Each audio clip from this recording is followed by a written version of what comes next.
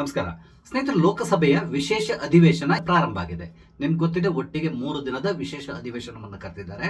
ಇಲ್ಲಿ ಪ್ರಮುಖವಾದಂತಹ ವಿಷಯ ಏನು ಅಂತ ಹೇಳಿದ್ರೆ 33% ಮಹಿಳಾ ಮೀಸಲಾತಿಯನ್ನ ಇಂಪ್ಲಿಮೆಂಟ್ ಮಾಡುವಂತಹದ್ದು. ಇದಕ್ಕೆ ಸಂಬಂಧಪಟ್ಟಂತೆ ಬಹಳ ವರ್ಷಗಳಿಂದ ಡಿಸ್ಕಷನ್ ನಡೀತಾನೆ ಇತ್ತು.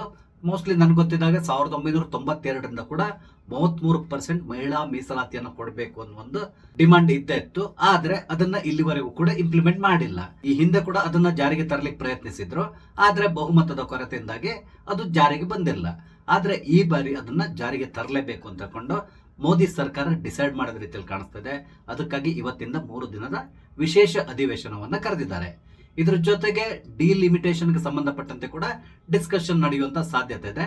ಆದ್ರೆ ಆ ಸಂದರ್ಭದಲ್ಲಿ ಕೋಲಾಹಲ ಉಂಟಾಗುವಂತ ಸಾಧ್ಯತೆಗಳು ನಿಚ್ಚಳವಾಗಿ ಕಾಣಿಸ್ತಾ ಇದೆ.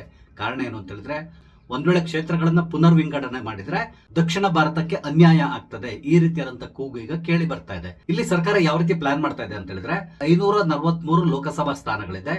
ಇದನ್ನ ಹೆಚ್ಚು ಕಡಿಮೆ 850ರವರೆಗೆ ಏರಿಸಲಿಕ್ಕೆ ಪ್ಲಾನ್ ಗಳನ್ನ ಮಾಡ್ತಾ ಇದ್ದಾರೆ. ಅಂದ್ರೆ ಈ ಡಿಲಿಮಿಟ್ ಮಾಡಿದ ಸಂದರ್ಭದಲ್ಲಿ 11ರ ಜನಗಣತಿಯನ್ನ ಆಧಾರವಾಗಿ ಇಟ್ಕೊಂಡು ಮಾಡ್ತಾ ಇದ್ದಾರೆ ಅಂತ ಹೇಳ್ತಾ ಇದ್ದಾರೆ. ಆದ್ರೆ ಅದನ್ನ ಈಗ ಸರ್ಕಾರ ತಳ್ಳಿ ಹಾಕಿದೆ. ಸದ್ಯಕ್ಕೆ ಯಾವ ರೀತಿ ಮಾಡ್ತಾ ಇದ್ದಾರೆ ಅಂತ ಹೇಳಿದ್ರೆ, ಯಾವುದೇ ರಾಜ್ಯ ಆಗಿರಲಿ ಅಲ್ಲಿರುವಂತಹ ಸೀಟುಗಳ ಸಂಖ್ಯೆಯನ್ನ 50% ಜಾಸ್ತಿ ಮಾಡುವಂತಹದ್ದು. ಫಾರ್ ಎಕ್ಸಾಂಪಲ್ ಕರ್ನಾಟಕವನ್ನ ತಗೊಂಡ್ರೆ ಈಗ ಇಲ್ಲಿ 28 ಲೋಕಸಭಾ ಕ್ಷೇತ್ರಗಳಿದೆ. ಅದರ 50% ಅಂತ ಹೇಳಿದ್ರೆ 14 ಲೋಕಸಭಾ ಕ್ಷೇತ್ರಗಳು ಎಕ್ಸ್ಟ್ರಾ ಆಡ್ ಆಗ್ತದೆ. ಆವಾಗ ಕರ್ನಾಟಕದ ಲೋಕಸಭಾ ಕ್ಷೇತ್ರಗಳ ಸಂಖ್ಯೆ ಒಟ್ಟಿಗೆ 42ಕ್ಕೆ ಇರ್ತದೆ. ಹಾಗೆ ವಿಧಾನಸಭೆಯಲ್ಲಿ ಕೂಡ ಡಿಲಿಮಿಟೇಷನ್ ಜಾರಿಗೆ ಬರ್ತದೆ. ಆದ್ರೆ ಇಲ್ಲಿ ವಿಪಕ್ಷಗಳು ಇದನ್ನ ವಿರೋಧಿಸ್ತಾ ಇದೆ. ವಿಪಕ್ಷಗಳು ಏನ್ ಹೇಳ್ತಾ ಇದೆ ಅಂತ ಹೇಳಿದ್ರೆ, ಇದರಿಂದಾಗಿ ದಕ್ಷಿಣ ಭಾರತಕ್ಕೆ ಅನ್ಯಾಯ ಆಗ್ತದೆ ಅಂತೇಳಿ ಹೇಳ್ತಾ ಇದ್ದಾರೆ. ಅವ್ರು ಕೊಡ್ತಾ ಇರುವಂತ ಕಾರಣ ಏನು ಅಂತ ಹೇಳಿದ್ರೆ, ಉತ್ತರ ಭಾರತದಲ್ಲಿ ಜನಸಂಖ್ಯೆ ಜಾಸ್ತಿ ಇದೆ, ಹಾಗಾಗಿ ಉತ್ತರ ಭಾರತದಲ್ಲಿ ಕ್ಷೇತ್ರಗಳ ಸಂಖ್ಯೆ ಜಾಸ್ತಿ ಆಗ್ತದೆ. ಅದರಿಂದಾಗಿ ಮುಂದಿನ ದಿನಗಳಲ್ಲಿ ಬಿಜೆಪಿಗೆ ಲಾಭ ಆಗ್ತದೆ. ಈ ರೀತಿಯಾಗಿ ವಾದವನ್ನ ಮಂಡನೆ ಮಾಡ್ತಾ ಇದ್ದಾರೆ. ಆದ್ರೆ ಸದ್ಯಕ್ಕೆ ಸರ್ಕಾರ ಕ್ಲಿಯರ್ ಆಗಿ ಹೇಳಿದೆ, ಜನಸಂಖ್ಯೆಯ ಆಧಾರದಲ್ಲಿ ನಾವು ಡಿಲಿಮಿಟೇಷನ್ ಮಾಡ್ತಾ ಇಲ್ಲ, ಅದಕ್ಕೆ ಬದಲಾಗಿ ಎಲ್ಲಾ ಕಡೆಯಲ್ಲೂ ಕೂಡ 50% ಜಾಸ್ತಿ ಮಾಡ್ತಾ ಇದ್ದೇವೆ ಅಂತೇಳಿ ಹೇಳಿದ್ದಾರೆ. ಇಲ್ಲಿ ಪ್ರಮುಖವಾಗಿ ಎಲ್ಲರೂ ಮಾತಾಡೋದು ಉತ್ತರ ಪ್ರದೇಶದ ಬಗ್ಗೆ. ಪ್ರಸ್ತುತ ಉತ್ತರ ಪ್ರದೇಶದಲ್ಲಿ 80 ಲೋಕಸಭಾ ಕ್ಷೇತ್ರಗಳಿದೆ. ಒಂದ್ ವೇಳೆ ಅಲ್ಲಿ 50% ಜಾಸ್ತಿ ಮಾಡಿದ್ರೆ ಆಗ ಅದು 120ಕ್ಕೆ ಇರ್ತದೆ. ಹಾಗೆ ಎಲ್ಲ ರಾಜ್ಯಗಳಲ್ಲೂ ಕೂಡ ಅಷ್ಟೇ ಜಾಸ್ತಿ ಆಗ್ತಾ ಹೋಗ್ತದೆ. ಅದೇ ರೀತಿಯಲ್ಲಿ ದಕ್ಷಿಣ ಭಾರತದ ರಾಜ್ಯಗಳಲ್ಲೂ ಕೂಡ ಜಾಸ್ತಿ ಆಗಿ ಆಗ್ತದೆ. ಆದ್ರೆ ಇಲ್ಲಿ ಕಾಂಗ್ರೆಸ್ ಪಕ್ಷಕ್ಕೆ ಇರುವಂತಹ ಬಹುದೊಡ್ಡ ತಲೆನೋವು ಏನು ಅಂತ ಹೇಳಿದ್ರೆ, ಈಗಾಗಲೇ ಅವರು ಉತ್ತರ ಭಾರತದಲ್ಲಿ ತಮ್ಮ ಅಸ್ತಿತ್ವವನ್ನು ಕಳ್ಕೊಂಡಿದ್ದಾರೆ. ಸದ್ಯಕ್ಕೆ ಸಮಾಜವಾದಿ ಪಕ್ಷ ಉತ್ತರ ಪ್ರದೇಶದಲ್ಲಿ ಸ್ವಲ್ಪ ಪ್ರಬಲವಾಗಿದೆ. ಅದು ಬಿಟ್ಟರೆ ಬೇರೆ ಎಲ್ಲ ರಾಜ್ಯಗಳಲ್ಲಿ ಬಿಜೆಪಿ ಪ್ರಾಬಲ್ಯವನ್ನು ಹೊಂದಿದೆ. ಬಹಳಷ್ಟು ರಾಜ್ಯಗಳಲ್ಲಿ ಈಗಾಗಲೇ ಕಾಂಗ್ರೆಸ್ ಮತ್ತು ಉಳಿದಂತ ಪಕ್ಷಗಳು ನಿರ್ನಾಮ ಆಗಿ ಹೋಗಿದೆ. ಆದ್ರೆ ಸದ್ಯಕ್ಕೆ ಕಾಂಗ್ರೆಸ್ ಪಕ್ಷಕ್ಕೆ ಸ್ವಲ್ಪ ಕಂಟ್ರೋಲ್ ಇರುವಂತಹದ್ದು ದಕ್ಷಿಣ ಭಾರತದಲ್ಲಿ. ಕರ್ನಾಟಕದಲ್ಲಿ ಅವರು ಅತ್ಯಂತ ಪ್ರಬಲವಾಗಿದ್ದಾರೆ. ಹಾಗೆ ಕೇರಳದಲ್ಲಿ ಕೂಡ ಅವರ ಪ್ರೆಸೆನ್ಸ್ ಇದೆ. ತಮಿಳುನಾಡಿನಲ್ಲಿ ಇವತ್ತು ಅಥವಾ ನಾಳೆ ಸಾಯುವಂತ ಸ್ಟೇಜ್ ನಲ್ಲಿದ್ದಾರೆ. ಹಾಗೇನೆ ಸದ್ಯಕ್ಕೆ ತೆಲಂಗಾಣದಲ್ಲಿ ಇವರದ್ದೇ ಪಕ್ಷ ಅಧಿಕಾರದಲ್ಲಿದೆ. ಆಂಧ್ರ ಪ್ರದೇಶದಲ್ಲಿ ಕೂಡ ಅಲ್ಪ ಸ್ವಲ್ಪ ಕಾಂಗ್ರೆಸ್ ಇದೆ. ಗೋವಾದಲ್ಲಿ ಸದ್ಯಕ್ಕೆ ಪರಿಸ್ಥಿತಿ ಅಷ್ಟೊಂದು ಉತ್ತಮವಾಗಿಲ್ಲ. ಆದ್ರಿಂದ ಇಲ್ಲಿ ಕಾಂಗ್ರೆಸ್ ಪಕ್ಷಕ್ಕೆ ಒಂದು ರೀತಿಯಾದಂತಹ ಭಯ ಪ್ರಾರಂಭ ಆಗಿದೆ. ಒಂದ್ ವೇಳೆ ಕ್ಷೇತ್ರ ಪುನರ್ ವಿಂಗಡಣೆ ಆದ್ರೆ ನಾವು ಸಂಪೂರ್ಣವಾಗಿ ಉತ್ತರ ಭಾರತದಲ್ಲಿ ನಿರ್ನಾಮ ಆಗಿ ಹೋಗ್ತೇವೆ, ದಕ್ಷಿಣ ಭಾರತದಲ್ಲಿ ಕೂಡ ನಮ್ಮ ಸಂಖ್ಯೆ ಕಮ್ಮಿ ಆಗಬಹುದು, ಈ ರೀತಿಯಾಗಿ ಅವರು ಯೋಚನೆ ಮಾಡ್ತಾ ಇದ್ದಾರೆ ಅನ್ಸ್ತದೆ. ಹಾಗಾಗಿ ಇಲ್ಲಿ ಅವರು ಡಿಲಿಮಿಟೇಷನ್ ನ ವಿರೋಧಿಸ್ತಾ ಇದ್ದಾರೆ. ಅದ್ರ ಜೊತೆಗೆ ಪಾರ್ಲಿಮೆಂಟ್ ನಲ್ಲಿ ನಮ್ಮ ರೆಪ್ರೆಸೆಂಟೇಷನ್ ಕಮ್ಮಿ ಆಗೋದ್ರಿಂದ ಎಲ್ಲಾ ಯೋಜನೆಗಳು ಉತ್ತರ ಭಾರತದ ಪಾಲಾಗುವಂತ ಸಾಧ್ಯತೆ ಇದೆ ಅಂತ ಕೊಂಡು ಇಲ್ಲಿ ಬೊಬ್ಬೆ ಹೊಡಿತಾ ಇದ್ದಾರೆ. ಆದ್ರೆ ಸದ್ಯದ ಪರಿಸ್ಥಿತಿಯಲ್ಲಿ ಆ ರೀತಿ ಆಗುವಂತ ಸಾಧ್ಯತೆಗಳು ಇಲ್ಲ ಅಂತ ತಿಳ್ಕೊಂಡೆ ಹೇಳ್ಬೋದು. ಅದೇನೇ ಇರಲಿ, ಪುನಃ ಈಗ ಮಹಿಳಾ ಮೀಸಲಾತಿ ವಿಷಯಕ್ಕೆ ಬರೋದಾದ್ರೆ ಪಾರ್ಲಿಮೆಂಟ್ ನಲ್ಲಿ ಚರ್ಚೆ ಪ್ರಾರಂಭ ಆಗಿದೆ. ಈ ಚರ್ಚೆ ಸಂದರ್ಭದಲ್ಲಿ ಸಮಾಜವಾದಿ ಪಕ್ಷ ತನ್ನ ಈ ಮುಸ್ಲಿಂ ಓಲೈಕೆಯನ್ನ ಪುನಃ ತೋರ್ಪಡಿಸಿಕೊಂಡಿದೆ. ಸಮಾಜವಾದಿ ಪಕ್ಷದ ಸಂಸದ ಧರ್ಮೇಂದ್ರ ಯಾದವ್ ಅವರು ಮಾತಾಡ್ತಾ ಇರುವ ಸಂದರ್ಭದಲ್ಲಿ, ಈ ಬಿಲ್ ನಲ್ಲಿ ಮುಸ್ಲಿಂ ಮಹಿಳೆಯರಿಗೆ ನೀವು ಅವಕಾಶವನ್ನ ಕೊಡ್ತಾ ಇಲ್ಲ, ಮುಸ್ಲಿಂ ಮಹಿಳೆಯರಿಗೂ ಕೂಡ ಮೀಸಲಾತಿಯನ್ನ ಕೊಡಬೇಕು ಅಂತ ಹೇಳ್ಕೊಂಡು ಒತ್ತಾಯವನ್ನ ಮಾಡಿದ್ರು. ಇವ್ರು ಏನ್ ಹೇಳಿದ್ರು, ಈ ಮಾತನ್ನ ಅಖಿಲೇಶ್ ಯಾದವ್ ಕೂಡ ಅನುಮೋದಿಸಿದ್ರು.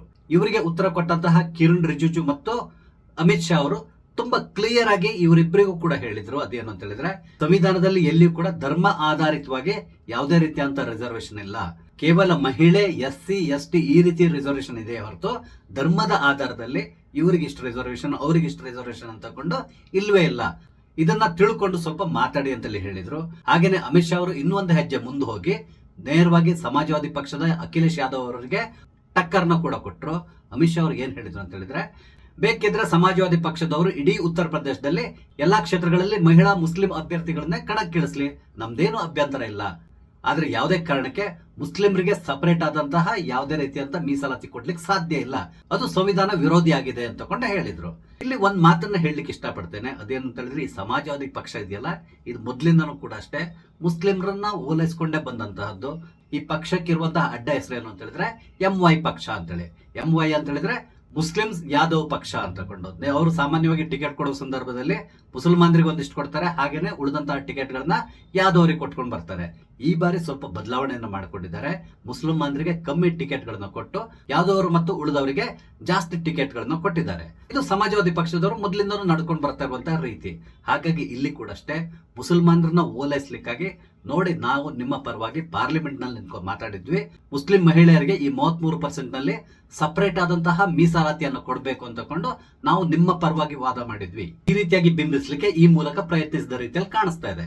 ಸದ್ಯಕ್ಕೆ ಪರಿಸ್ಥಿತಿಯನ್ನು ನೋಡಿದ್ರೆ ಪಾರ್ಲಿಮೆಂಟ್ ನಲ್ಲಿ ಈ 33% ಮಹಿಳಾ ಮೀಸಲಾತಿ ಏನಿದೆ ಅದು ಪಾಸ್ ಆಗುವಂತಹ ಲಕ್ಷಣಗಳು ಕಾಣಿಸ್ತದೆ. ಯಾಕಂದ್ರೆ ಲೋಕಸಭೆ ಮತ್ತು ರಾಜ್ಯಸಭೆ ಎರಡರಲ್ಲೂ ಕೂಡ ಆಡಳಿತ ಪಕ್ಷಕ್ಕೆ ಬಹುಮತ ಇದೆ, ಹಾಗಾಗಿ ಸುಲಭವಾಗಿ ಈ ಒಂದು ಬಿಲ್ ಪಾಸ್ ಆಗ್ತದೆ. ಹಾಗೇನೆ ಕ್ಷೇತ್ರಗಳ ಮರು ವಿಂಗಡಣೆ ಏನಿದೆ ಅದು ಕೂಡ ಖಂಡಿತವಾಗಿ ಪಾಸ್ ಆಗ್ತದೆ ಅಂತ ಕೊಂಡೇ ಹೇಳಬಹುದು. ಆದ್ರೆ ಆ ಸಂದರ್ಭದಲ್ಲಿ ಬಹಳಷ್ಟು ಕೋಲಾಹಲಗಳಂತೂ ಇದ್ದೇ ಇರ್ತದೆ. ಒಂದ್ ವೇಳೆ ಈ ಮಹಿಳಾ ಮೀಸಲಾತಿ ಬಿಲ್ ಪಾಸ್ ಆಗಿ 2029 ಚುನಾವಣೆಯಲ್ಲಿ ಇದು ಇಂಪ್ಲಿಮೆಂಟ್ ಆಯ್ತು ಅಂತ ಇಟ್ಕೊಳ್ಳಿ, ಅದರಿಂದಾಗಿ 33% ಮಹಿಳೆಯರು ಲೋಕಸಭೆಯನ್ನ ಪ್ರವೇಶ ಮಾಡ್ತಾರೆ. ಆದ್ರೆ ಆ ಸಂದರ್ಭದಲ್ಲಿ ಅಲ್ಲಿಯ ಸಭಾಧ್ಯಕ್ಷರಿಗೆ ಒಂದು ಕಠಿಣವಾದಂತಹ ಸವಾಲು ಎದುರಾಗ್ತದೆ. ಅದೇನು ಅಂತ ಹೇಳಿದ್ರೆ ಈ 33% ಮಹಿಳೆಯರನ್ನ ಕಂಟ್ರೋಲ್ ಮಾಡುವಂತದ್ದು. ನಿಮ್ಗೆ ಗೊತ್ತಿದೆ, ಒಂದು 8-10 ಜನ ಮಹಿಳೆಯರು ಒಟ್ಟು ಸೇರಿದ್ರೆ ಎಷ್ಟೊಂದು ಗಲಭೆಗಳಿರ್ತದೆ ಅಂತೇಳಿ. ಆದ್ರೆ 2029 ಲೋಕಸಭಾ ಚುನಾವಣೆಯ ನಂತರ ಪಾರ್ಲಿಮೆಂಟ್ ನಲ್ಲಿ ಕನಿಷ್ಠ 270 ಮಹಿಳಾ ಸಂಸದರು ಇರ್ತಾರೆ. ಆಗ ಅವ್ರನ್ನ ಕಂಟ್ರೋಲ್ ಮಾಡುವಂತಹದ್ದು ಬಹಳ ಕಷ್ಟಕರ ಅನಿಸ್ತದೆ. ಅಂದ್ರೆ 2029 ನಂತರ ಸಭಾಧ್ಯಕ್ಷರು ಯಾರಾಗ್ತಾರೋ ಅವರು ಅತ್ಯಂತ ಕಠಿಣವಾದಂತಹ ಸಮಯವನ್ನ ಎದುರಿಸಬೇಕಾಗಿ ಬರ್ತದೆ. ಅದೇನೇ ಇರಲಿ, ಯಾವಾಗಲೂ ಕೂಡ ಸಂವಿಧಾನದ ಬಗ್ಗೆ ಮಾತಾಡುವಂತವರು ಕನಿಷ್ಠ ಪಕ್ಷ ದಿನದಲ್ಲಿ 100 ಸಾರಿಯಾರು ಸಂವಿಧಾನ ಅಂತೇಳಿ ಹೇಳುವಂತಹ ಈ ಸಮಾಜವಾದಿ ಪಕ್ಷದವರು ಸಂವಿಧಾನದಲ್ಲಿ ಏನ್ ಬರ್ದಿದೆ ಅನ್ನೋದನ್ನು ಕೂಡ ನೋಡ್ಕೊಂಡಿದ್ರು ತುಂಬಾ ಚೆನ್ನಾಗಿರ್ತಾ ಇತ್ತು. ಆದ್ರೆ ಕೇವಲ ಮುಸ್ಲಿಮರನ್ನ ನಾವು ಓಲೈಸಬೇಕು ಅನ್ನೋ ನಿಟ್ಟಿನಲ್ಲಿ ಈ ರೀತಿಯಾಗಿ ಮುಸ್ಲಿಮರಿಗೆ ಸಪರೇಟ್ ಆದಂತಹ ರಿಸರ್ವೇಶನ್ ಬೇಕು ಅಂತೇಳಿ ಕೇಳೋದು ಖಂಡಿತವಾಗಿ ತಪ್ಪು ಅನಿಸ್ತದೆ. ಸ್ನೇಹಿತರೆ, ಈ ಎಲ್ಲ ವಿಷಯಗಳ ಬಗ್ಗೆ ನಿಮ್ಗೆ ಏನ್ ಅನಿಸ್ತದೆ? ನಿಮ್ಮ ಅನಿಸಿಕೆಗಳನ್ನ ದಯವಿಟ್ಟು ಕಮೆಂಟ್ ಮುಖಾಂತರ ತಿಳಿಸಿ. ಹಾಗೇನೇ ಇಲ್ಲಿ ನಾನು ಹಂಚ್ಕೊಂಡಂತ ವಿಷಯ ಇಷ್ಟ ಆದ್ರೆ ಲೈಕ್ ಮಾಡಿ, ಶೇರ್ ಮಾಡಿ, ದಯವಿಟ್ಟು ನನ್ನ ಚಾನಲ್ ಸಬ್ಸ್ಕ್ರೈಬ್ ಮಾಡಿ. ನಮಸ್ತೆ, ಜೈ ಹಿಂದ್.